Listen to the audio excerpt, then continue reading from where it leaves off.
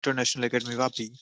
और आज हम बात करने वाले हैं रिफ्लेक्शन के कुछ क्वेश्चंस की और कुछ कॉन्सेप्ट्स की।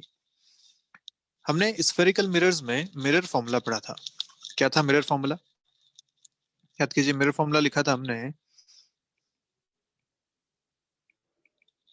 1/v plus 1/u equal to 1/f। और हमने बोला था कि इसमें साइन कन्वेंशन को फॉलो करना बहुत जरूरी है। जब भी आप इसमें वैल्यूज रखेंगे हमेशा साइन कन्वेंशन के हिसाब से रखेंगे, प्लस या माइनस के हिसाब से। अब इनका अपन कुछ शॉर्ट फॉर्म्स भी बना सकते हैं। जैसे कई बार क्वेश्चन में आपसे u और f दे रखा है, v पूछ लिया, या v और f दे रखा है, u पूछ लिया, या फोकल लेंथ पूछ ली, तो सीधा सीधा क्वेश्चन सॉल्व करने के लिए आप ये भी यूज कर सकते हैं जो इन्हीं से डिराइव होता है। जैसे अगर आपको v पूछा गया तो v आप कैसे निकालेंगे? आप लिखेंगे 1/v equal to 1/f minus 1/u, ये करेंगे। फिर आप इधर एलसीएम लेंगे तो आएगा f और u, इधर आएगा u माइनस f। यहाँ से आप लिखेंगे v equal to f into U divided by, इसको अपन ऐसा लिख लेते हैं, u into F divided by u minus F. अब ऐसा लिखेंगे v को, है ना। ऐसे अगर पर u लिखना चाहते हैं डायरेक्ट तो आप सीधा u लिख सकते हैं v into F divided bye v minus F. Clear बात? और ऐसे अगर f लिखना चाहते हैं तो आप f को लिख सकते हैं u into V divided by u plus V. ठीक है, f में प्लस आ रहा है यहाँ पे, ये प्लस, यहाँ पे नीचे भी प्लस आएगा। बाकी अगर आप v निकालना चाहते हैं तो ये इधर जाके माइनस में आएगा, अगर u निकालना चाहते हैं तो ये इधर जाके माइनस में आएगा, इसलिए बाकी दोनों जगह माइनस साइन के साथ है। ठीक है, चलिए। तो ये कुछ शॉर्टकट फॉर्मुलाज हैं जो आप अगर सीधे याद रखें तो अच्छी बात है, नहीं तो ये फॉर्मूला तो हमेशा याद होना ही चाहिए। सारे क्वेश्चन आपके मिरर फॉर्मूला से ही होने वाले हैं। क्लियर बात? चलिए, तो एक क्वेश्चन आपसे जल्दी से पूछ लेते हैं। बोला गया कॉनकेव मिरर है। कौन सा मिरर है? कॉनकेव मिरर, जिसकी फोकल लेंथ आपको दे रखी है 20 सेंटीमीटर्स। बोला है u इज 25 सेंटीमीटर्स। पूछा आपसे बताइए v कितना होगा। तो f कितना लेना चाहिए मुझे यहाँ पे, 20 या -20? जल्दी बोलिए, f कितना लेना चाहिए? f लेना चाहिए माइनस में, क्योंकि कॉनकेव मिरर बनता है ऐसा। This is concave mirror. इसके लिए अगर आप फोकल लेंथ देखेंगे तो इधर आएगी, और ऑब्जेक्ट अगर यहाँ रखा हुआ है तो रेज जाती है इस डायरेक्शन में, तो ये पॉजिटिव है, फोकल लेंथ आएगी इसकी नेगेटिव। क्लियर है? तो हम यहाँ लिखेंगे f is actually -20 centimeters and u is also -25 centimeters, क्योंकि u भी पीछे की तरफ ही है। इधर से आप मेजर करेंगे ये होगा u, ये भी नेगेटिव होगा। अब आप इसको सॉल्व करेंगे तो आपका v निकालना है, सीधा फॉर्मूला यूज करते हैं, u into F divided by u minus F. क्या लिखेंगे? -25 इंटू -20 डिवाइडेड बाय -25 माइनस -20। ठीक है, सॉल्व करेंगे तो क्या आएगा? देखिए नीचे आपको मिलेगा -5। ठीक है, और ऊपर सॉल्व करेंगे तो प्लस हो जाएगा 20 इंटू 25। इसको सॉल्व करें तो आंसर मिल रहा है आपको यहाँ से 100, है ना, 100 सेंटीमीटर विद माइनस साइन। तो ये आपका v मिल गया 100 सेंटीमीटर्स पे, और क्योंकि माइनस है मतलब पीछे की तरफ है, कोई दिक्कत वाली बात नहीं है यहाँ तक। ठीक है, तो v भी होगा इस डायरेक्शन में, यहाँ पे कहीं पे 100 सेंटीमीटर्स पे, यहाँ पे इमेज बन जाएगी इसकी। ओके, इसके बाद हमने पढ़ा था मैग्निफिकेशन के बारे में। तो मैग्निफिकेशन को आपने क्या बोला था? मैग्निफिकेशन आपने बोला दिस इज लेटरल मैग्निफिकेशन। कैसा magnification? Lateral magnification. Lateral magnification मतलब हाइट में कितना मैग्निफिकेशन हुआ है, प्रिंसिपल एक्सिस के परपेंडिकुलर डायरेक्शन में कितना मैग्निफिकेशन है, उस बारे में हमने बात करी थी। तो अगर ये प्रिंसिपल एक्सिस है, यहाँ पे मिरर रखा हुआ है, ये अगर ऑब्जेक्ट है और यहाँ अगर इमेज बनती है, तो हमने बोला कि this length is o, this length is i, यहाँ से यहाँ तक, यहाँ से यहाँ तक।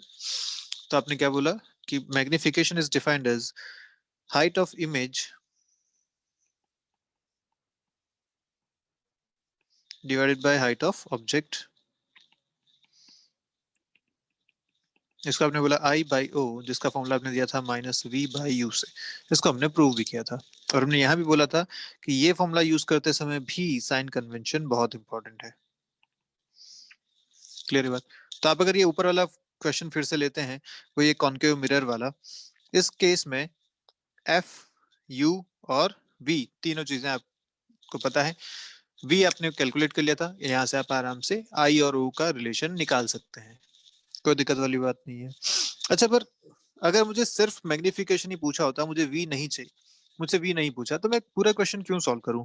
पहले मैं क्यों वी निकालूं, फिर मैं ये निकालूं, है ना? ऐसा क्यों किया जाए? अपन इन दोनों को मिला के एक छोटा फॉर्मूला बना देते हैं, तो छोटा फॉर्मूला भी आसान सा है।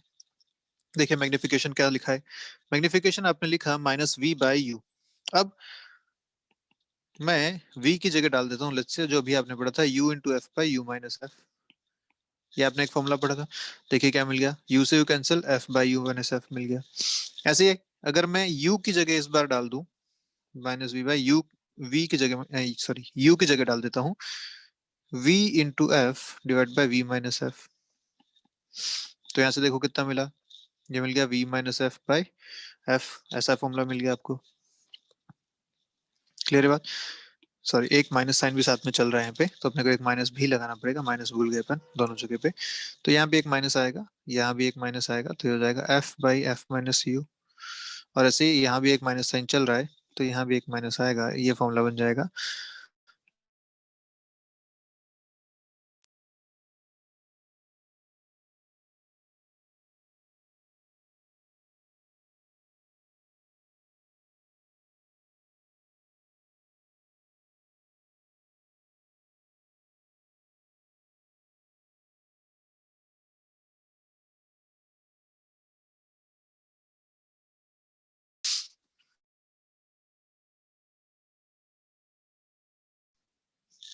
ये जो सारे फॉर्मूलाज हैं कैलकुलेशन को आसान करने के लिए हैं, बाकी तरीका वही है, वहीं से हमने डिराइव किए हैं।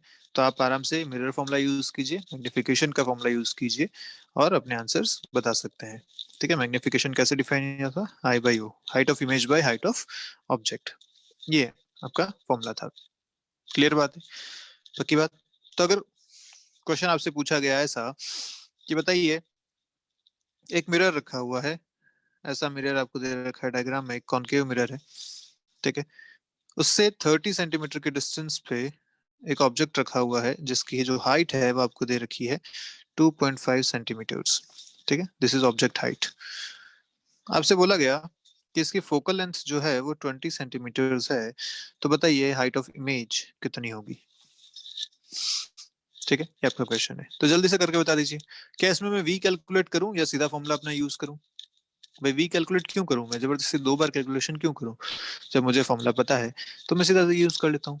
जहाँ पे एफ और यू वाला फॉर्मूला है वो मैं आराम से यूज कर लूंगा यहाँ पे। तो मुझे पता है magnification is given by I by O and this formula is F by F minus U. यहाँ से आप सीधा यूज कीजिए, मैग्निफिकेशन आपको मिलेगा, आई निकालना है, ओ आपको दे रखा है 2.5 सेंटीमीटर्स इक्वल टू एफ आपको दे रखा है 20 सेंटीमीटर्स। अगर आप यहाँ 20 ले लेंगे तो आपको क्वेश्चन गलत हो जाएगा। क्यों गलत होगा? क्योंकि ये कॉनकेव मिरर है, फोकल लेंथ -20 होती है, ध्यान रखिएगा। -20 minus you, you is also -30। तो हमेशा साइन कन्वेंशन का ध्यान रखना है यहाँ पे आपको। ठीक है, चलिए अब इसको सॉल्व करेंगे तो यहाँ से आपको आई मिल जाएगा फाइनली -5 सेंटीमीटर्स। ये आपको आई मिल रहा है यहाँ पे सॉल्व करने पे। अब -5 का मतलब क्या हो गया? -5 मतलब हो गया जैसे माइनस साइन आया, माइनस साइन का मतलब क्या हो गया कि एक तो ये इन्वर्टेड है, पक्की बात, ये बन रहा है नीचे की तरफ। इसका अगर मैग्निफिकेशन आप रेशियो देखो तो आई बाई ओ रेशियो क्या बन रहा है, -5 बाई ओ इज +2.5, ये बनता है -2। तो मैग्निफिकेशन -2 है, इसका मतलब एनलार्ज्ड इमेज है, वो तो अपने को ऑलरेडी दिख रहा है। ये 5 था, ये 2.5 था, इमेज तो एनलार्ज्ड बननी है। माइनस साइन आ रहा है तो हम ये भी कह सकते हैं कि हाँ भाई इसमें इन्वर्टेड इमेज बन रही है।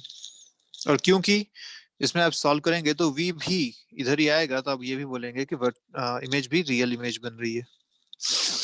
ठीक है, रियल और वर्चुअल बताने के लिए आपको वी देखना पड़ेगा, आप एम से वो नहीं बता पाएंगे। ठीक है, चलिए एक और क्वेश्चन जल्दी से करके बता दो मुझे, क्या क्या इसमें आपको लगता है क्या आंसर आने चाहिए। क्वेश्चन आपको कह रहा है कि एक मिरर है इस तरीके से, ठीक है, वो स्फेरिकल मिरर है, आप इसे स्फीयर ही मानिए। अच्छे से बना देता हूँ मैं, चलिए, और ओके। और इसकी जो फोकल लेंथ आपको गिवन है वो दे रखी है 20 सेंटीमीटर्स अगेन। यहाँ पे जो इस बार ऑब्जेक्ट रखा हुआ है वो 20 सेंटीमीटर पे रखा हुआ है और जो ऑब्जेक्ट की हाइट है वो है 3 सेंटीमीटर। ठीक है, आपसे पूछा गया बताइए हाइट ऑफ इमेज कैसी है, और दूसरी बात इमेज का नेचर कैसा है।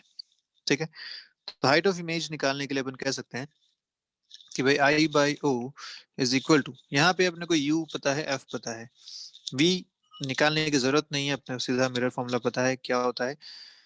अभी आपने यूज किया था formula F by F minus you, ये यूज कर लेंगे। एफ कितना लिखोगे इस बार, भाई ओ कितना लिखोगे, ओ इज 3, क्योंकि प्रिंसिपल एक्सिस से ऊपर है पॉजिटिव लिया जाएगा, इक्वल टू एफ कितना लिखोगे, कैसा मिरर है ये, कॉनकेव मिरर है। कैसा मिरर है, कॉनकेव, तो इसकी जो फोकस होता है उस डायरेक्शन में होता है और ये डायरेक्शन तो पॉजिटिव है, इसलिए फोकल लेंथ आएगी इसकी positive 20 divided by 20 minus you कितना लिखोगे, -20, क्योंकि यू जो है वो इस डायरेक्शन में है तो ये डायरेक्शन नेगेटिव है, तो यू आ गया -20। क्लियर है, कितना आएगा आपका यहाँ से आंसर, जो आपकी आई का आंसर आएगा वो आएगा 1.5 सेंटीमीटर्स। ठीक है, 20/40 हाफ आ रहा है, इंटू 3 करोगे 1.5 सेंटीमीटर्स, ये आपका आंसर आ रहा है। और क्योंकि इमेज का आंसर पॉजिटिव आ रहा है, इसका मतलब जो इमेज की हाइट आ रही है वो भी ऊपर की तरफ ही है, इरेक्टेड इमेज है। क्लियर है, आप अगर एम निकालना चाहते हो तो एम आई बाई ओ था, ये यहाँ से आपको हाफ मिल ही रहा है, एम इज हाफ। एम अगर पॉजिटिव हाफ है तो एम क्योंकि पॉजिटिव है इसका मतलब एक तो आपकी ये जो इमेज है ये इरेक्टेड है, दूसरा ये लेस देन 1 है मतलब डिमिनिश्ड है। ठीक है, और तीसरा वर्चुअल या रियल इमेज, उसके लिए अपने को देखना पड़ेगा v की वैल्यू। तो v अपन अगर कैलकुलेट करें तो v का फॉर्मूला आपने लिखा था वहां पे ऊपर, क्या लिखा था, u और f से मिला के u into F divided by u minus F. तो u आपने यहाँ लिखा है -20, f लिखा है +20 डिवाइडेड बाय -20 तो ये आपको मिल रहा है यहाँ पे। अपने को पूरी वैल्यू से मतलब नहीं है, अपने को ये बस देखना है कि ये पॉजिटिव है या नेगेटिव। तो आप देख पा रहे हैं इसका जो आंसर मिलेगा वो मिलेगा पॉजिटिव। ठीक है, ये मिल रहा है, ऊपर भी माइनस है नीचे भी माइनस है, आंसर आएगा पॉजिटिव में। अगर पॉजिटिव आंसर आ रहा है मतलब जो वी है वो इस तरफ है। क्लियर, और वी अगर इधर है तो इधर एक्चुअली तो रेज आ नहीं रही, जो रेज जाती हैं वो टकरा के ऐसे निकल जाएंगी, ये तो कॉनकेव मिरर है, ऐसे टकराएंगी ऐसे चली जाएंगी, यहाँ पीछे कहीं मिलती हुई दिखेंगी ऐसा हमें फील होगा। तो इसका मतलब ये है कि ये जो इमेज है ये कैसी है, वर्चुअल इमेज यहाँ पे अपने को मिल रही है, तो हम लिख सकते हैं कि यस इमेज कैसी है, वर्चुअल इमेज। और ये बात हमने पहले लिखी हुई है, यू वी एफ सबके केस में पॉजिटिव नेगेटिव का क्या क्या मतलब होता है। ठीक है, तो वो टेबल बहुत इंपॉर्टेंट है, वो ध्यान रखिएगा। चलिए, तो आपने अभी तक जितनी बातें की उनसे रिलेटेड कुछ अच्छी अच्छी बातें और करते हैं। पहली बात ये कि जब रेज पैरेलल आवे, ये है आपका कॉनकेव मिरर, रेज आ रही है पैरेलल, तो हमें पता है कि जब प्रिंसिपल एक्सिस के रेज पैरेलल आती हैं तब तो सीधा सीधा फोकस से पास होती हैं, ये बात तो हम जानते हैं। तो जो भी आपकी इमेज बन जाएगी वो फोकस पे सीधी सीधी बन जाएगी, उसमें तो कोई दिक्कत वाली बात है नहीं इस पॉइंट पे। लेकिन सोचो अगर रेज पैरेलल तो हैं, आपस में पैरेलल हैं लेकिन प्रिंसिपल एक्सिस के पैरेलल नहीं है, मतलब रेज इस बार आ रही है ऐसी, ये प्रिंसिपल एक्सिस हो गया, ये आपका कॉनकेव मिरर हो गया, रेज आई कुछ इस तरीके से, आपस में तो पैरेलल हैं लेकिन प्रिंसिपल एक्सिस के इंक्लाइन है, इस तरीके से अगर आ रही है तो ये रेज कहाँ मिलेंगी, ये एक क्वेश्चन है। क्लियर है, अब इस बार रेज कहाँ मिलनी चाहिए, तो इस बार जो रेज मिलती हैं वो उस फोकल प्लेन पे मिलती हैं जो हमने पहले पढ़ा था। रिमेंबर फोकल प्लेन, कौन सा प्लेन था, फोकल प्लेन जो फोकस से पास होता था और प्रिंसिपल एक्सिस के परपेंडिकुलर होता था, ये सारी रेज उस फोकल प्लेन पे जाके मिलती हैं। तो आप अगर यहाँ पे वो प्लेन बनाओ तो प्लेन बनेगा ऐसा, इस तरीके का प्लेन है जिसपे फोकस पॉइंट यहाँ पे है, फोकस से पास हो रहा है, प्रिंसिपल एक्सिस के परपेंडिकुलर है, और इस प्लेन में जाके ये आपकी सारी रेज मिलेंगी इस पोजीशन पे। क्लियर, तो आपकी इमेज बनेगी यहाँ पे और फोकल प्लेन में ही बनेगी। तो ध्यान रखिएगा हमेशा कि जब भी रेज पैरेलल आती हैं, और पैरेलल कब आ सकती हैं, जब डिस्टेंट ऑब्जेक्ट होता है। डिस्टेंट ऑब्जेक्ट के केस में रेज हमेशा पैरेलल आती हैं। तो अगर प्रिंसिपल एक्सिस के पैरेलल है जैसा कि फर्स्ट केस में था, तब तो सीधे सीधे फोकस पे इमेज बन जाएगी। लेकिन अगर रेज पैरेलल तो है लेकिन प्रिंसिपल एक्सिस के पैरेलल नहीं है, आपस में पैरेलल है लेकिन प्रिंसिपल एक्सिस के पैरेलल नहीं है, तो जो इमेज बनेगी वो फोकल प्लेन में बनेगी। क्लियर है बात? तो रहेगा फोकस के आसपास ऊपर नीचे ही, लेकिन फोकल प्लेन में होगा। एग्जैक्ट फोकस वाले पॉइंट पे प्रिंसिपल एक्सिस पे नहीं बनेगी। क्लियर है बात यहाँ तक? चलिए, तो ये हो गया आपका फोकल प्लेन, इसमें इमेज बन जाएगी आपकी। तो आप चाहें तो एक लाइन ये लिख सकते हैं कि अगर डिस्टेंस ऑब्जेक्ट होता है तो image always lies on the focal plane, क्योंकि फोकस भी फोकल प्लेन ही है और ये वाली पॉइंट भी फोकल प्लेन वाला ही पॉइंट है। तो जब डिस्टेंट ऑब्जेक्ट है, इमेज हमेशा फोकल प्लेन पे ही बनेगी। ठीक। दूसरा पॉइंट अगर इसमें देखें तो ऐसा है कि कॉन्केव मिरर के केस में जो कॉन्केव मिरर है वो हमेशा एक रियल इमेज बनाएगा एक वर्चुअल ऑब्जेक्ट की, इररेस्पेक्टिव ऑफ इट्स लोकेशन। लिख लेंगे एक बार ये, concave mirror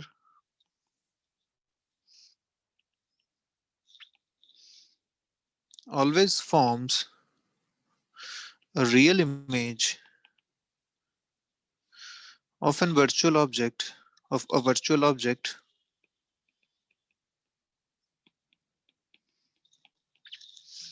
irrespective of its location,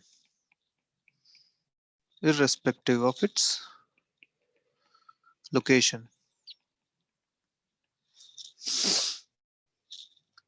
clear है? अब ये कैसे आप इसको चाहे तो प्रूव कर सकते हैं। इसका मतलब ये है पहली बात तो कि एक कॉन्केव मिरर जो है, कॉन्केव मिरर ऐसा बनता है, ये हमेशा एक रियल इमेज बनाएगा एक वर्चुअल ऑब्जेक्ट की। आपको याद है ना वर्चुअल ऑब्जेक्ट क्या होता था? जिसमें रेज आती हुई मिल ऐसे दिखती थी कि यहाँ आके मिलेंगी, ऐसे रेस को बोलते थे अपन, या ऐसे ऑब्जेक्ट को बोलते थे वर्चुअल ऑब्जेक्ट। ऐसा लगता था कि रे आ रही है और वो ऑब्जेक्ट यहाँ के रखा हुआ है ना। तो अपने को लगता था कि हाँ भाई ये वर्चुअल ऑब्जेक्ट है, क्योंकि ऑब्जेक्ट एक्चुअली तो यहाँ नहीं है, पर रेज उधर से आ रही है, लगता है कि रेज यहाँ ऑब्जेक्ट रखा हुआ है ऐसी आ रही है। ठीक है, तो ये तो हो गया वर्चुअल ऑब्जेक्ट। और ये बोल रहा है कि कॉन्केव मिरर जो है वो वर्चुअल ऑब्जेक्ट की हमेशा रियल इमेज बनाएगा। और आप ऐसे देख भी सकते हैं हमेशा कि जो, अगर मैं यहाँ पे एक परपेंडिकुलर ड्रॉप करूं तो मैं पहले नाम दे देता हूँ कि ये एक फोकस पॉइंट होगा, ये सेंटर ऑफ कर्वेचर होगा। सेंटर ऑफ कर्वेचर से यहाँ पे एक नॉर्मल ड्रॉप होगा इस तरीके से। नॉर्मल जहाँ पे होता है वहां में जानते हैं कि जो रेज आ रही हैं उसी एंगल पे फिर से जाती हैं। तो यहाँ से जो रेज आएंगी वो इस तरफ निकल जाएंगी सेम एंगल पे, इस डायरेक्शन में रिफ्लेक्ट होके। ये एंगल अगर थीटा है तो ये एंगल भी थीटा होगा। क्लियर? अब ध्यान से देखें, अगर इसी वर्चुअल ऑब्जेक्ट के लिए मैं एक रे यहाँ से मान लूं कि जो रे यहाँ आ रही थी इस डायरेक्शन में, इस वर्चुअल ऑब्जेक्ट के लिए ये भी अपन रे एक मान सकते हैं। तो ये पोल से पास हो रही है, मतलब ये फिर से रिफ्लेक्ट हो जाएगी इसी पाथ पे। और एक जो रे ऊपर से रिफ्लेक्ट होके आई, वो दोनों से इमेज कहाँ बनी? जो जहाँ दोनों टकराई यहाँ इमेज बनी। This is the image. और आप ध्यान से देखिए तो इमेज जो बन रही है वो दोनों रेस के एक्चुअली टकराने से बन रही है। इसका मतलब ये है कि ये जो इमेज बनी है ये है रियल इमेज। तो ऐसा इसलिए होता है क्योंकि जो कॉन्केव मिरर होता है वो हमेशा कन्वर्ज कर देता है जो रेज आ रही है उन्हें। जब कन्वर्ज करता है तो एक्चुअली वो रेज मिल जाती हैं, इसलिए वर्चुअल ऑब्जेक्ट की भी एक रियल इमेज यहाँ पे मिलती है। और आप चाहें तो इसे मैथमेटिकली भी प्रूव कर सकते हैं। हमने फॉर्मूला पढ़ा v equal to U into F divide by you minus F. Mirror formula से हमने ये लिखा था अभी। अगर एक वर्चुअल ऑब्जेक्ट है तो वर्चुअल ऑब्जेक्ट के केस में u कैसा होगा? पॉजिटिव। ये बात पहले भी कर चुके हैं, आप चाहे तो यहाँ भी देख सकते हैं। वर्चुअल ऑब्जेक्ट के केस में देखिए रेज आ रही है इस डायरेक्शन में और u भी है इसी डायरेक्शन में, तो जब दोनों सेम डायरेक्शन में है तो u कैसा होता है? पॉजिटिव। ठीक है, तो u पॉजिटिव क्योंकि ये कॉन्केव मिरर है। कॉन्केव मिरर के केस में f कैसा होता है? f हमेशा होता है नेगेटिव, तो ये हो गया नेगेटिव। अब देखिए v कैसा मिल रहा है आपको? तो ऊपर जो अगर चीज देखें u इंटू एफ, एक पॉजिटिव दूसरा नेगेटिव, ऊपर तो मिलने वाला आपको नेगेटिव मल्टीप्लाई होके। अगर नीचे देखें तो u है पॉजिटिव, और क्योंकि यह माइनस एफ है, ये माइनस और एफ, एफ ऑलरेडी नेगेटिव है तो ये माइनस माइनस मिलके हो जाएंगे प्लस। एफ ऑलरेडी नेगेटिव है और यहाँ एक माइनस साइन और है, दोनों मिलके हो जाएंगे पॉजिटिव, तो ये भी हो गया बेसिकली u प्लस एफ, तो आप लिख सकते हैं यहाँ नीचे मिलने वाला है पॉजिटिव क्वांटिटी, और नेगेटिव है positive always give you negative. अगर v नेगेटिव, इसका मतलब एक रियल इमेज यहाँ पे आपको मिल रही है। क्लियर है? जैसे हम अभी देख पा रहे हैं v यहाँ पे नेगेटिव है, एक रियल इमेज आपको मिल रही है। तो ये जो स्टेटमेंट है, ये इंपॉर्टेंट स्टेटमेंट है। कई बार स्टेटमेंट डायरेक्ट पूछ लेते हैं, तो आप ध्यान रख सकते हैं कि कॉन्केव मिरर जो होता है वो हमेशा रियल इमेज बनाता है एक वर्चुअल ऑब्जेक्ट की भी। ठीक है, चलिए थर्ड पॉइंट देखते हैं और क्या पॉइंट है इससे रिलेटेड। तीसरा जो पॉइंट कह रहा है वो कह सकते हैं कि what ever be the position, तीसरा पॉइंट अगर बात करें, what ever be the position of the object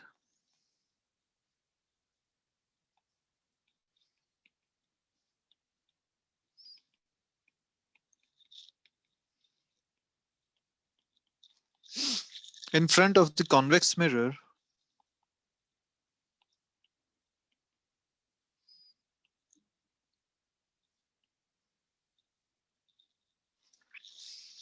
image is always formed behind the mirror. Image is always formed behind the mirror. Behind the mirror image कैसी होती है? Behind the mirror image होती है virtual image. ठीक है, तो पहली बात तो ये कह रहा है कि हमेशा वर्चुअल इमेज बनेगी, दूसरा स्मॉल बनेगी, और तीसरा इरेक्ट बनेगी। ये कह रहा है ये कि एक कॉन्वेक्स मिरर के केस में आप चाहे कोई भी पोजीशन ले लो ऑब्जेक्ट की, आप उसके सामने, मतलब रियल ऑब्जेक्ट कहीं भी आप रख लो, उसकी इमेज हमेशा वर्चुअल बनने वाली है, स्मॉल बनने वाली है और इरेक्ट बनने वाली है। ये आपको प्रूव करना है। तो जल्दी से देख लेते हैं, आप एक डायग्राम से ही देख लेते हैं। अगर ये कॉन्वेक्स मिरर है ऐसा, तो हम यहाँ पे अगर ऑब्जेक्ट रखें रियल ऑब्जेक्ट, इसकी पोजीशन हमें नहीं पता, लेकिन जो मैं डायग्राम रे डायग्राम बनाता हूँ उससे तो मैं कह सकता हूँ कि ये रेस ऐसे जाएंगी। यहाँ बनता है आपका फोकस, है ना। दूसरी जो रे आएंगी वो आएंगी यहाँ पे पोल पे, निकल जाएंगे इस डायरेक्शन में। तो आप देखिए जो ये बनता है आपका हमेशा, ये आपकी इमेज बन रही है और ये पीछे की तरफ बन रही है virtual image. This is the image, this is object, ऐसा। तो आप यहाँ से कह सकते हैं कि हाँ भाई कोई भी आप पोजीशन ले लीजिए, क्योंकि आप एक लाइन हमेशा पैरेलल ड्रॉप कर सकते हैं, तो वो फोकस से निकलेगी। दूसरी लाइन जो पोल पे जाके गिर रही है वो सेम एंगल पे डेविएट हो जाएगी।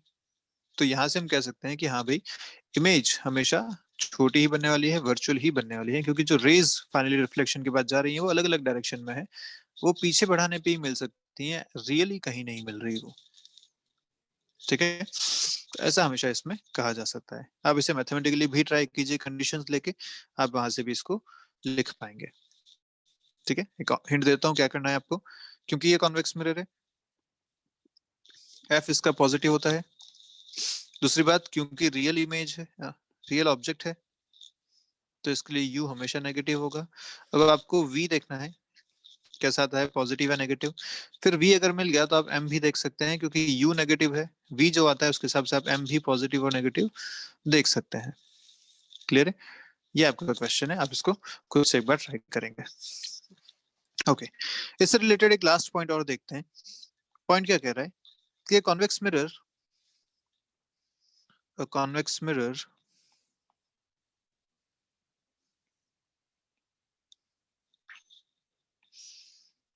can form real or virtual image, real or virtual image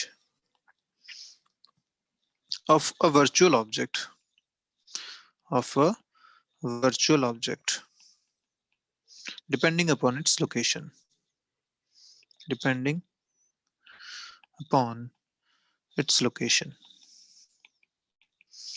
तो ये बात जो अभी लिखी थी उससे थोड़ी सी हटके है।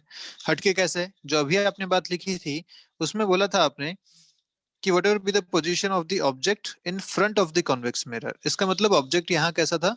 एक रियल ऑब्जेक्ट की यहाँ बात हो रही थी। In front of the mirror अगर आप रखते हैं तो एक रियल ऑब्जेक्ट की यहाँ पे बात हो रही थी। जबकि अब इसने बोला है कि एक वर्चुअल ऑब्जेक्ट के केस में जो इमेज है वो रियल या वर्चुअल कुछ भी हो सकती है। क्लियर है? तो पॉइंट पहले से डिफरेंट है ये, इस बार ऑब्जेक्ट वर्चुअल ऑब्जेक्ट है। तो ये आपको लिखना है। मैं आपको जल्दी से दो पोजीशंस बताता हूँ जहाँ पे आप एक बार खुद से ट्राई कर सकते हैं बनाने की। एक कॉन्वेक्स मिरर है, इधर इसका फोकस होगा, यहाँ पे इसका सेंटर ऑफ कर्वेचर होगा। अगर यहाँ से हम देखें, ऑब्जेक्ट है वर्चुअल ऑब्जेक्ट, तो ऑब्जेक्ट अपन यहाँ रखते हैं इस डायरेक्शन में। पहले मैंने रख लिया इसको फोकस और पोल के बीच में, इस पोजीशन पे। रेज अगर मैं बनाऊं, इसको थोड़ा सा नीचे बना देता हूँ। अगर मैं रे यहाँ से बनाऊं तो देखिए कैसे कैसे बन सकती है रेज। रेज बनती हैं एक इस तरीके से आती हुई, जो फोकस पे आ रही है। एक रे में बना सकता हूँ ऐसी, जो फोकस पे आती हुई दिख रही है। इसलिए पहले नॉर्मल बना देते हैं इसका। This will be the normal, centre of curvature से मिलता हुआ। अपने को वही दो रे बनानी है, एक जो फोकस से पैरेलल निकल जाएगी फोकस पे आके, और दूसरी पोल वाली। तो बनाता हूँ दोनों। अगर रे आ रही है फोकस वाली तो मैं इसको ऐसे बनाता हूँ, दिस इज द फोकस वाली रे। यहाँ पे आई ऐसे, तो जब फोकस पे आती है रे तो कैसे पैरेलल निकल जाएगी इस डायरेक्शन में। अच्छा, जो रे यहाँ पे आ रही होगी सीधा पोल पे, वो अपने पाथ को रिट्रेस कर लेगी, इस तरीके से चली जाएगी। और एक रे अगर मैं और बनाता हूँ, जो इस तरफ ऑब्जेक्ट से अगर अपन देख लें, ऐसी जो एक रे आ रही होगी, वो जो चलेगी वो कहीं इस डायरेक्शन में चलेगी ऐसी, क्योंकि सेम एंगल पे डेविएट होगी। जितना एंगल ये है उतना एंगल ये भी होना चाहिए डेविएशन का। तो इस हिसाब से आप अगर देखें तो जो इमेज बनती है वो हमेशा रियल इमेज बन रही है, क्योंकि इमेज बनेगी यहाँ कहीं, दिस इज द इमेज। यहाँ पे सारी रिफ्लेक्टेड रेज आपस में कट रही हैं। तो यहाँ पे हम बोल सकते हैं कि यस, एक वर्चुअल ऑब्जेक्ट के केस में भी रियल इमेज बन रही है if object lies between P and F, pole and focus. और दूसरी जो इसकी पोजीशन है, वो पोजीशन आती है if object lies after F. If object lies after F, focus के बाद किसी पॉइंट पे है, तब भी ऐसी सिचुएशन बनती है। सॉरी, हाँ यहाँ पे ऐसी, सॉरी यहाँ पे सिचुएशन जो बनेगी, अगर आफ्टर एफ है तो वर्चुअल इमेज उसकी बनेगी। जैसे अपन यहाँ बताते हैं एक डायग्राम, कि ये आपका मिरर हो गया। इस केस में अगर ऑब्जेक्ट वर्चुअल है, यहाँ रखा है, ये फोकस पॉइंट है, ये हो गया इसका फोकस पॉइंट। ये ऑब्जेक्ट है जो आफ्टर फोकस रखा हुआ है यहाँ पे। अब इसकी अगर मुझे इमेज बनानी है तो देखिए, यहाँ के सेंटर ऑफ कर्वेचर है लेट्स से, ठीक है, this is centre of curvature. तो अपन जो नॉर्मल बनाएंगे वो सेंटर ऑफ कर्वेचर से बनेगा ऐसा, ठीक है। ये दिस नॉर्मल हो गया। जो रेज आएंगी वो जो पैरेलल आ रही हैं, जो फोकस की तरफ आ रही है वो पैरेलल होकर निकल जाएगी। तो जो फोकस की तरफ रे आ रही थी वो यहाँ से पैरेलल निकल जाएगी इस डायरेक्शन में ऐसी। जो अब यहाँ आई थी वो अपने पाथ को रिट्रेस करके निकल जाएगी इस तरीके से।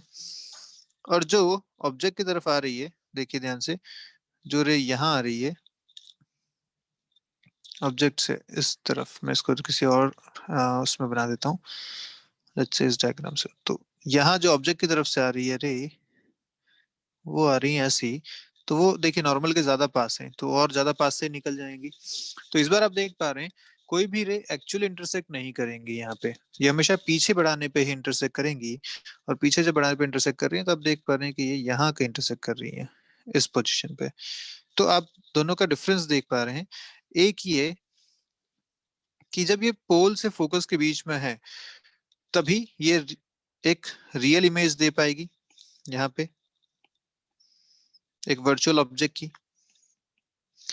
पर अगर ये फोकस के बाद लाई करता है वर्चुअल ऑब्जेक्ट, तो इसकी इमेज भी कैसी होगी, वर्चुअल होगी। तो ध्यान रखिएगा, वर्चुअल ऑब्जेक्ट के केस में दो टाइप की इमेजेस बनती हैं, रियल और वर्चुअल। रियल कब बन सकती है, जब जो ऑब्जेक्ट है वो पोल और फोकस के बीच में हो। वर्चुअल कब बनेगी, जब वो ऑब्जेक्ट फोकस के बाद रखा हुआ हो। ठीक है, दोनों डिफरेंस आपको यहाँ पे क्लियर होने चाहिए।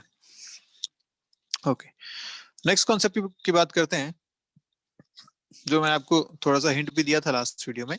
Concept is about velocity of images in a spherical mirror. Velocity of image in a spherical mirror.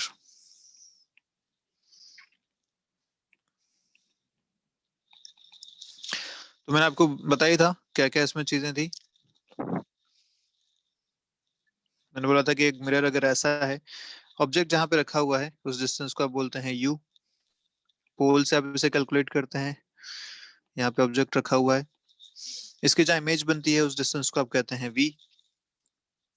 अगर आप उसको डिफ्रेंशिएट करेंगे मिरर फॉर्मूला को, तो आप लिखते हैं 1/v plus 1/u equal to 1/f। Differentiate करने पे क्या मिला था, -1/v² dv/dt माइनस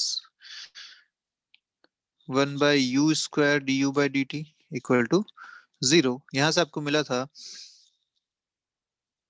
du/dt को या dv/dt को आप वेलोसिटी ऑफ द लिख सकते हैं, velocity of the this dv/dt is nothing but velocity of image with respect to mirror, and this du/dt is nothing but velocity of object with respect to mirror। with respect to mirror क्योंकि आप पोल से सारी calculations करते हैं इस वजह से। तो यहाँ से आपको फाइनली जो एक्सप्रेशन मिला था, अपन लास्ट वीडियो में बात कर ही चुके हैं, मैं सीधा एक्सप्रेशन लिख रहा हूँ। velocity of image with respect to mirror is equal to -m² times velocity of object with respect to mirror। ये आपको फाइनल एक्सप्रेशन मिला था। ठीक है, m क्या था यहाँ पे, v², m is v/u, -v/u। ठीक है, और ये वेलोसिटी कैसी है, this velocity is along the principal axis. ठीक है, ये ध्यान रखिएगा, ये वेलोसिटीज कैसी हैं, अलोंग प्रिंसिपल एक्सिस। ये इंपॉर्टेंट पॉइंट है, velocities are along principal axis. क्यों ऐसा, क्योंकि u और v जो आपने कैलकुलेट किए हैं ये प्रिंसिपल एक्सिस के अलोंग कैलकुलेट किए हैं, इन्हीं को आपने डिफरेंशिएट किया है, जो वेलोसिटी भी आपको अलोंग द प्रिंसिपल एक्सिस ही मिलने वाली है। तो ध्यान रखिए, अगर कोई ऑब्जेक्ट यहाँ पे है, इसके सामने मिरर के सामने रखा हुआ है, और इसकी जो वेलोसिटी है वो इस डायरेक्शन में कहीं दे रखी है, तो आप ये जो फॉर्मूला यूज करेंगे ना, इस फॉर्मूला को यूज करने के लिए आपको ये कंपोनेंट लेना पड़ेगा, दिस vx, ये आपको यहाँ पे रखना पड़ेगा, क्योंकि ये फॉर्मूला सिर्फ तब वैलिड है जब आप प्रिंसिपल एक्सिस के अलोंग वाली वेलोसिटीज यूज कर रहे हैं। क्लियर है बात, तो बहुत इंपॉर्टेंट बात है, कंडीशन ध्यान रखना, यहाँ जो वेलोसिटीज आपने यूज करी हैं वो प्रिंसिपल एक्सिस के अलोंग वाली वेलोसिटीज हैं। आप चाहें तो इसको सीधा, आपने कहां से इसको प्रूव किया उसी से आप इसको देख सकते हैं, v u f ये सारी आप प्रिंसिपल एक्सिस के अलोंग कैलकुलेट कर रहे हैं, तो जो वेलोसिटीज मिलेंगी वो भी आपको अलोंग द प्रिंसिपल एक्सिस ही मिलने वाली है। तो ये बात ध्यान रखिएगा। तो इस पर बेस कुछ क्वेश्चन करते हैं जल्दी से। क्वेश्चन आपके सामने ऐसा कि एक मिरर यहाँ पे रखा हुआ है इस तरीके से। ठीक है, इसकी वेलोसिटी आपको दे रखी है 2 मीटर पर सेकंड इन दिस डायरेक्शन। एक ऑब्जेक्ट यहाँ पे है, इसकी वेलोसिटी इस डायरेक्शन में दे रखी है 10 मीटर पर सेकंड। इसकी जो डिस्टेंस यहाँ से है वो डिस्टेंस आपको दे रखी है 10 centimetres, and focal length of the mirror is also 10 centimetres. आपसे पूछा गया वेलोसिटी ऑफ इमेज बताइए with respect to ground. With respect to ground आपसे इसकी इमेज की वेलोसिटी पूछी गई है। ठीक है, तो कैसे करेंगे क्वेश्चन को सॉल्व। सबसे पहला अपने को फॉर्मूला याद आना चाहिए कि velocity of image with respect to mirror is equal to -m² times velocity of object with respect to mirror। तो अपना फॉर्मूला है velocity of image is equal to velocity of object with respect to mirror, ऐसा अपने पास formula है ये। ठीक है, अब इस अपने को क्या क्या चाहिए, velocity of image तो कैलकुलेट करनी है, m अपने को पहले चाहिए। m कैसे निकालोगे, m का फॉर्मूला आपको याद होना चाहिए, क्या लिखा था आपने, जब f और u पता है तो फॉर्मूला होता है f by f minus u, this is m। f कितना लिखोगे, कैसा मिरर है ये मिरर है कॉन्वेक्स मिरर, इसके लिए एफ होता है पॉजिटिव, तो आप लिखोगे +10, माइनस यू कितना लिखोगे, रियल ऑब्जेक्ट है यू होगा -10 के बराबर। ठीक है, तो कितना आएगा आंसर, यहाँ से आ रहा है आपको this m is half. M मिल गया, अब अपन लिखते हैं इस फॉर्मूला में velocity of object with respect to mirror, कितनी लिखोगे, velocity of object with respect to mirror, relative velocity वाली बात है, क्या होती है velocity of object minus velocity of mirror. Object की वेलोसिटी है 10, मिरर की वेलोसिटी है 2, दोनों सेम डायरेक्शन में हैं इसलिए मैंने दोनों पॉजिटिव लिए हैं। ऑब्जेक्ट की 10 ले ली, मिरर की 2 ले ली, क्योंकि दोनों सेम डायरेक्शन में थे, एक भी अगर अपोजिट डायरेक्शन में होता तो वहां पे एक माइनस साइन भी आता। क्लियर, तो यहाँ पे आपको मिलेगा ये दिस इज 8 मीटर पर सेकंड, ये आ गया। इसको यूज करते हैं अपना आंसर निकालने में, velocity of image with respect to mirror is -m², half का स्क्वायर सॉरी, हाँ, माइनस ऑफ हाफ का square into velocity of object with respect to mirror is 8। यहाँ से आपको मिलता है ये -2 मीटर पर सेकेंड। क्लियर है? पर आपसे क्वेश्चन ये नहीं पूछा था, आपसे क्वेश्चन पूछा था velocity of image with respect to ground, तो आपको वो निकालना है। तो ये जो आपने लिखा है velocity of image with respect to mirror is equal to velocity of image minus velocity of mirror, ऐसा होता है। ठीक है बात? अब सारी वेक्टर में चलती हैं चीजें ऑब्वियसली। अब देखिए आपने पॉजिटिव लिया था इस डायरेक्शन को, दिस डायरेक्शन इज पॉजिटिव। ठीक है, आपने क्योंकि 2 को भी पॉजिटिव लिखा है, 10 को भी पॉजिटिव लिखा है। अब आपको जो velocity of image with respect to mirror मिली है वो मिली है -2। तो अपन -2 वहां रखते हैं और देखते हैं ये कितना आता है आपके पास। वेलोसिटी ऑफ इमेज कितना मिलेगा? ये मिलेगा velocity of image with respect to mirror plus velocity of mirror. यहाँ से अपन लिख पा रहे हैं आराम से। यहाँ से मिलेगा आपको velocity of image is equal to velocity of image with respect to mirror is, आपने अभी कैलकुलेट किया, -2। वेलोसिटी ऑफ मिरर आपने दे रखी है 10, सॉरी वो है +2, तो ये आपका आंसर आएगा 0 मीटर पर second. So image with respect to ground is at rest. Clear है? क्योंकि ऑब्जेक्ट भी मोशन में है, मिरर भी मोशन में है। With respect to ground image is at rest, जबकि with respect to mirror image की वेलोसिटी है वो हमने निकाली, वो -2 मीटर पर सेकेंड है, उसमें कोई दिक्कत वाली बात नहीं है। तो हमेशा ध्यान रखिएगा आपका फॉर्मूला किसके लिए वैलिड है, कौन सी कंडीशन के लिए वैलिड है, और आपसे कहां से पूछा गया है। ठीक है?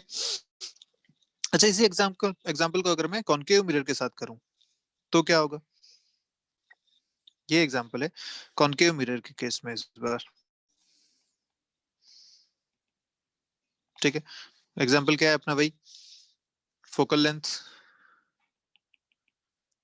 इसके आपको दे रखी है 10 सेंटीमीटर्स, वेलोसिटी दे रखी है 2 मीटर पर सेकंड, ऑब्जेक्ट आपको दे रखा है विद वेलोसिटी 10 मीटर पर सेकंड, ये डिस्टेंस आपको दे रखी है 10 सेंटीमीटर।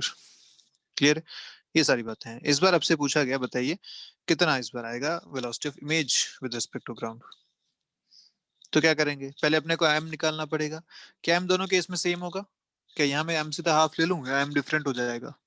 देखो न्यूमेरिकल वैल्यूज सारी सेम है अभी भी, 2, 10, 10 सब वही है, पर एम अलग होगा। क्यों? क्योंकि भैया ये कॉन्केव मिरर है, इसमें फोकल लेंथ नेगेटिव होती है। तो यहाँ आप जो फॉर्मूला लिखेंगे F by F minus you, तो आप लिखेंगे एफ की जगह -10, ये भी होगा -10 और ये होगा -10। मैग्निफिकेशन आ रहा है इनफाइनाइट। क्लियर है? ये जो क्वेश्चन आपका बन गया, इसमें आपका आंसर आएगा velocity of image with respect to mirror is infinite. और ऐसा क्यों? क्योंकि भैया हम जानते हैं कि ये फोकल लेंथ 10 है, ऑब्जेक्ट भी जो रखा हुआ है वो 10 पे रखा हुआ है, मतलब ऑब्जेक्ट फोकल लेंथ पे ही रखा हुआ है, फोकस पे रखा हुआ है। और जब ऑब्जेक्ट फोकस पे होता है तो उसकी इमेज इनफाइनाइट पे बनती है। इमेज इनफाइनाइट पे बहुत ही ज्यादा एनलार्ज्ड बनती है, उस वजह से उसकी वेलोसिटी भी बहुत ही ज्यादा होगी। क्लियर बात? चलिए, तो ठीक है, आज का वीडियो यहीं खत्म करते हैं, मिलते हैं नेक्स्ट क्लास में। तब हम बात करेंगे कि अगर ये स्फेरिकल जो मिरर है उसमें जो ऑब्जेक्ट की वेलोसिटी है अगर वो प्रिंसिपल एक्सिस के परपेंडिकुलर जाती है तो वेलोसिटीज कितनी कितनी रहेंगी। ठीक है, ऑब्जेक्ट अगर प्रिंसिपल एक्सिस के परपेंडिकुलर चलता है तो इमेज की वेलोसिटी कैसी होगी, इस बारे में बात करने वाले हैं। तो चलिए मिलते हैं नेक्स्ट क्लास में, तब तक के लिए बाय बाय। पढ़ते रहिए, कोई डाउट है तो पूछिए।